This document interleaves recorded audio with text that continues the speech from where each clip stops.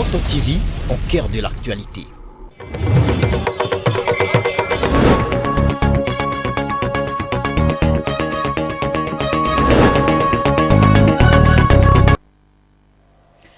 Mesdames, Messieurs, merci pour votre fidélité à Moto TV. Voici votre journal.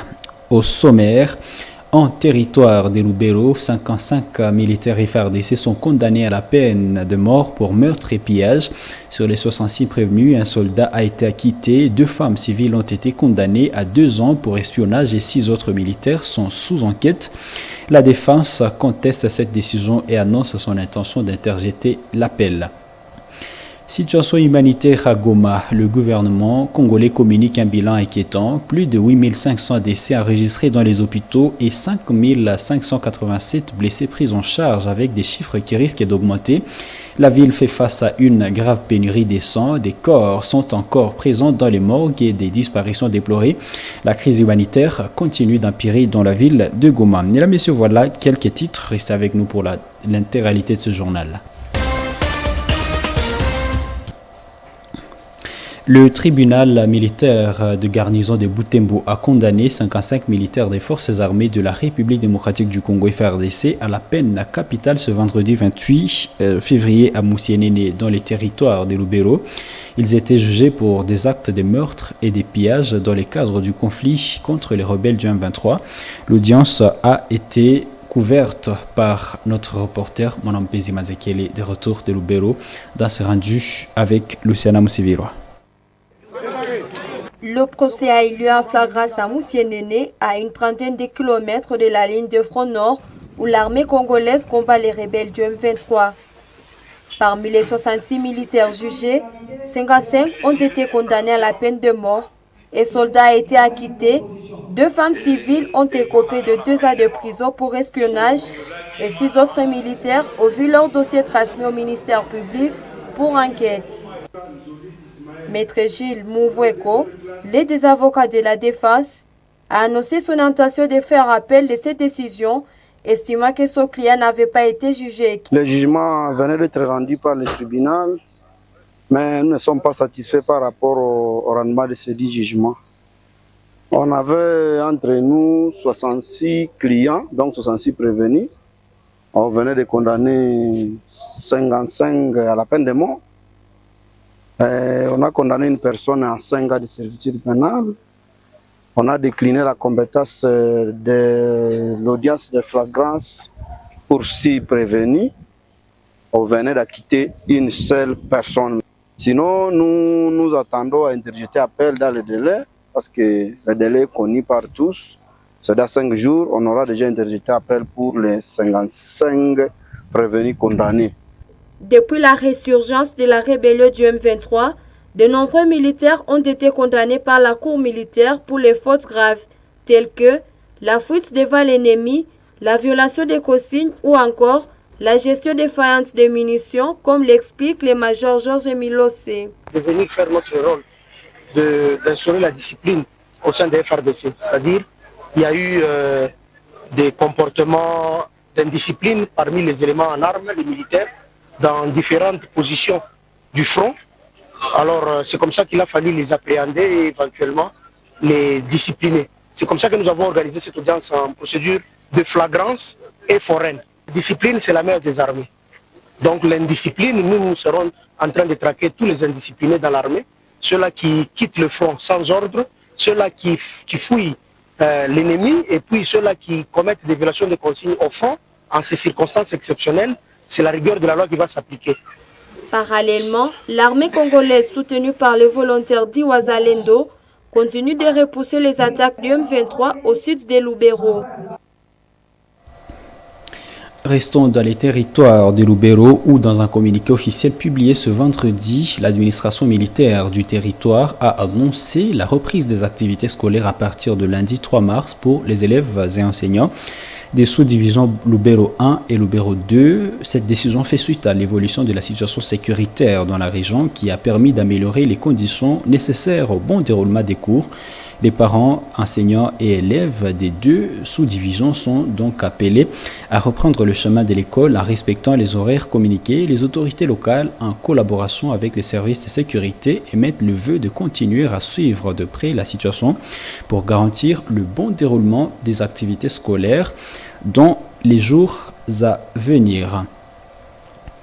Et un peu plus loin au sud, nous allons vous annoncer que le gouverneur militaire du Nord Kivu est arrivé à Walikale jeudi, au chef-lieu du territoire à Walikale Centre. À son arrivée, le général-major Kakule Somo Evariste a été chaleureusement accueilli par la population locale et les autorités civiles. L'objectif de cette mission est de renforcer la sécurité et la protection de la population de sa juridiction. Et l'on nous signale que l'élément n'est pas prêt. Nous allons donc passer plus loin à Goma où la situation sanitaire est alarmante. Plus de 8500 décès enregistrés dans les hôpitaux et centres de santé. En date du 27 février, 5587 avaient été recensés, un nombre qui pourrait encore augmenter en raison des violences en cours.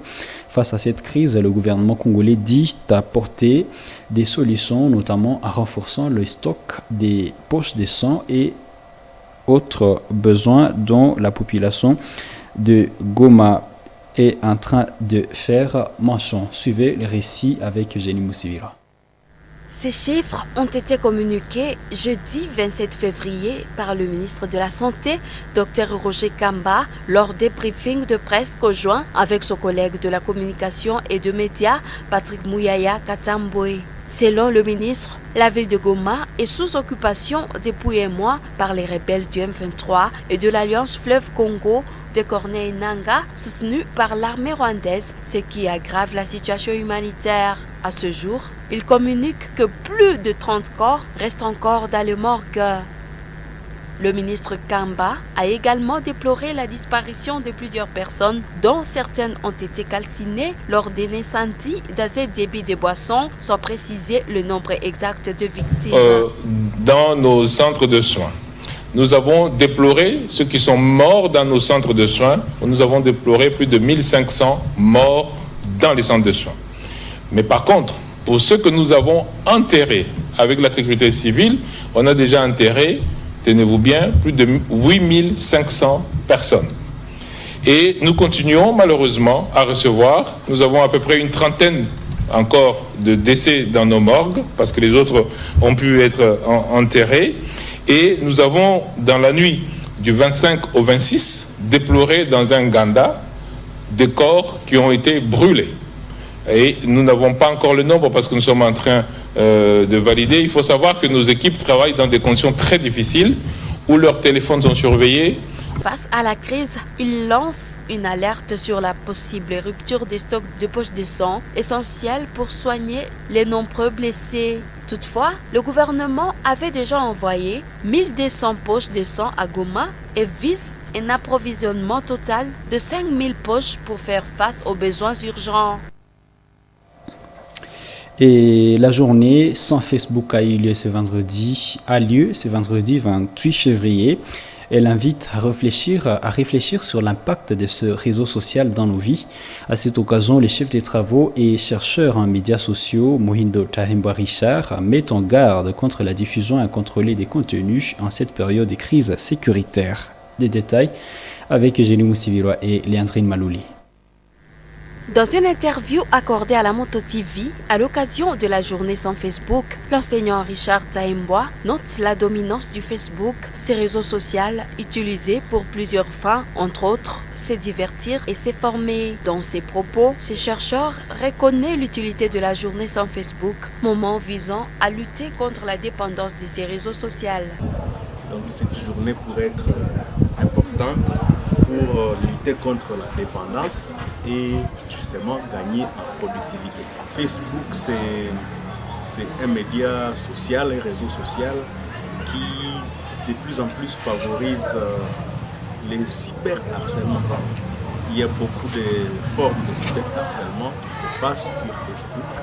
Je crois que c'est aussi une autre raison qui peut justifier qu'il y ait une journée comme celle-ci. Pour éviter des sanctions issues de la loi numérique, Cet enseignant suggère aux internautes de Facebook de sélectionner des contenus avant leur publication et plus particulièrement pendant cette période de crise sécuritaire. Le plus important, c'est d'être éduqué au milieu. Mais ce que je peux conseiller, c'est de savoir qu'est-ce qu'on veut mettre en ligne. Parce que parmi les défis que Facebook pose, c'est justement les défis de sécurité des données, les défis de confidentialité et, comme je l'ai dit, les risques de cyberharcèlement. Donc il faut être bien attentif à cela et savoir sélectionner les contenus que l'on veut diffuser après avoir évalué tous les paramètres nécessaires par rapport à cela. Facebook est parmi ces réseaux sociaux trop utilisés dans le monde entier. Justice et société, construite pour accueillir 150 détenus, la prison urbaine de Butembo en compte aujourd'hui plus de 1632. Cette surpopulation entraîne ainsi des conditions de détention humaine avec un manque de nourriture et de soins médicaux. La société civile de Butembo et celle de Lubero appellent les autorités à libérer les détenus ayant commis des infractions mineures pour désengorger cette maison carcérale. Reportage Mireme Titawite et Luciana Moussivira. Réunis au bureau de la coordination urbaine de la société civile de Butembo, le mercredi 26 février, les coordinations des structures de Butembo et Lubero ont dressé un bilan alarmant de la situation sécuritaire et humanitaire dans la région. La prison centrale de Butembo, déjà surpeuplée, a vu son effectif exposé après l'arrivée des détenus transférés de la prison de Lubero. Actuellement, elle abrite 1633 prisonniers, ce qui entraîne des conditions de vie précaires, comme l'a souligné Muhindo Tafuteni, président de la société civile de Lubero et Lubero Territoire. La situation carcérale de la prison centrale de Kakwangura reste alarmante et surtout qu'elle était avant la réception de ceux de Lubero inquiétante, avec une population de plus de 1632 vivant dans les conditions de vie sont très critiques, avec une insuffisance en espace et en denrées alimentaires. Face à cette situation critique, ces organisations recommandent au Premier ministre et son gouvernement de prendre des mesures urgentes pour désengorger la prison et réduire le nombre de décès parmi les détenus. Désengorger la prison centrale de Kakwangura en libérant les détenus aux infractions moins graves afin de limiter les décès précipités des prisonniers. Mobiliser une assistance conséquente en faveur des déplacés internes dans l'urgence. En République démocratique du Congo, les prisons restent surpeuplées à raison du grand nombre de détenus en attente de jugement, conséquence du blocage des dossiers au niveau des services judiciaires. Et nous allons directement vous prendre cette page. Les enfants de l'école maternelle Joseph Marius ont effectué une promenade en prélude de la célébration du 50e anniversaire de Saint Patron de leur institution scolaire. À cette occasion, ils ont visité quelques sites importants de la ville de Butembo, notamment le siège social du diocèse de Butembo-Béni. Suivez le détail dans ce reportage de Gérard Mourefou. Au bord du bus, les enfants se sont rendus d'abord à l'évêché de Butembo-Béni. Avec enthousiasme, ils ont récité des poèmes et échangé longuement avec Monseigneur Sikoulipalu Melkisedek. Ce moment de partage a été l'occasion pour le pasteur de Butembo-Béni de bénir les enfants et de les remercier pour leur visite.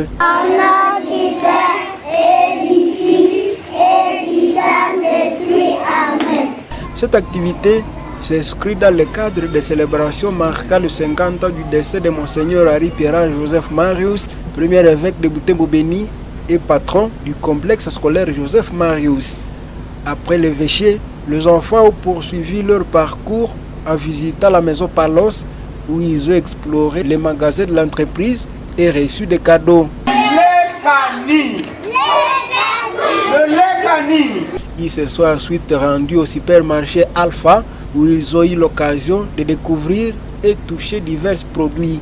Leur visite s'est clôturée à l'espace Iboua à Kiambo, où ils ont pris part à une promenade à pirogue sur les eaux du site. Sœur Marie-Joëlle Luanzo, directrice de l'école maternelle, a précisé que cette sortie faisait partie des célébrations en mémoire de leur patron et des 10 ans d'existence de l'école. Ce que les enfants étudient à l'école, il faut qu'elles les voient pratiquement dans notre vie de Butembo. Nous avons aussi voulu faire participer aux enfants à la fête de notre fondateur et aussi notre patron de l'école, Monseigneur Henri Pirard. Aujourd'hui, il réalise 50 ans depuis sa naissance au ciel. Mais aussi, notre école complexe scolaire Joseph Marius célèbre 10 ans d'existence depuis 2015 et nous avons aussi voulu donner la joie aux enfants en célébrant ce jubilé d'État. Le complexe scolaire Joseph Marius est situé dans la commune de Moussoussa, quartier Katoa à Bohika. Et bouclons cette édition par cette page noire. Ce vendredi 28 février, la révérende sœur Katungu Kasivirei Espérance a été conduite à sa dernière demeure. Après une messe de funérailles à la paroisse Sacré-Cœur d'Ibatama, son corps a été inhumé au cimetière des Sœurs Oblates de l'Assomption à Moussénéné. Famille, amis et membres de sa congrégation étaient réunis pour lui rendre un dernier hommage, comme nous rapporte ici Georges Lomba dans ce reportage rendu par Mirembe Chidawit. La messe de requiem, empreinte de recueillement et d'émotion, a été présidée par le père Jean-Paul Moussangania, supérieur provincial des Augustins de l'Assomption et représentant de l'évêque de Butembo Béni. Dans son homélie, il a exhorté les fidèles à s'inspirer des vertus de la défunte, soulignant son engagement au service de Dieu et de la communauté. Ce qui est important est de voir comment nous allons continuer à faire ces bienfaits. Elle était courageuse et elle a aimé le travail. Le chant du cœur, alternant entre prière et méditation, a renforcé l'atmosphère solennelle de la cérémonie.